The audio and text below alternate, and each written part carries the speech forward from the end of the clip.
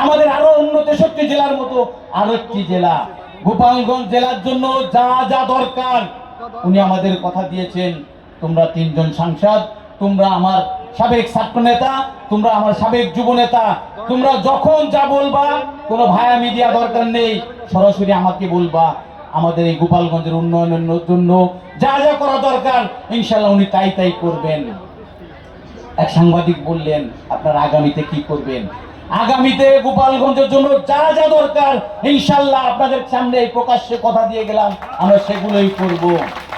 পাশাপাশি একটি কথা বলতে চাই, সেটা হলো আজকে আমাদের মাননীয় প্রধানমন্ত্রীকে নিয়ে বিভিন্ন ধরনের চক্রান্ত ষড়যন্ত্র শুরু হয়েছে। গোপালগঞ্জের বাসীর প্রতি বিনয়ের সাথে বলবো, আপনারা কোনো চক্রান্ত ষড়যন্ত্রের পায়ে পা দিবেন না।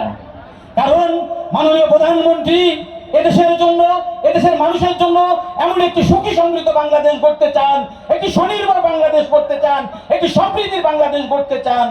সেই বাংলাদেশ গড়ার জন্য আপনাদের কাছে বিনয়ের সাথে বলবো, আপনারা কোনো বাধা হবেন না। আপনারা মাননীয় প্রধানমন্ত্রীকে সহযোগিতা করবেন ইনশাআল্লাহ। আমরা কথা দিয়ে গেলাম, আজকের থেকে এই গোপালগঞ্জের মানুষ আর কোনোভাবে অন্যায়ভাবে নিগৃহীত হবে না, নির্যাতিত হবে না, নিপীড়িত হবে না। অন্যান্য জেলার মানুষ যেভাবে তাদের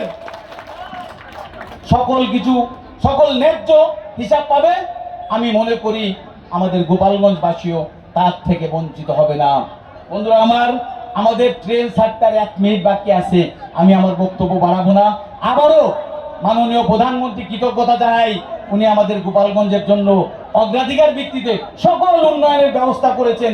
এজন্য গোপালগঞ্জবাসীর পক্ষ থেকে ওনার প্রতি কৃতজ্ঞতা জানাই, ধন্যবাদ জানাই।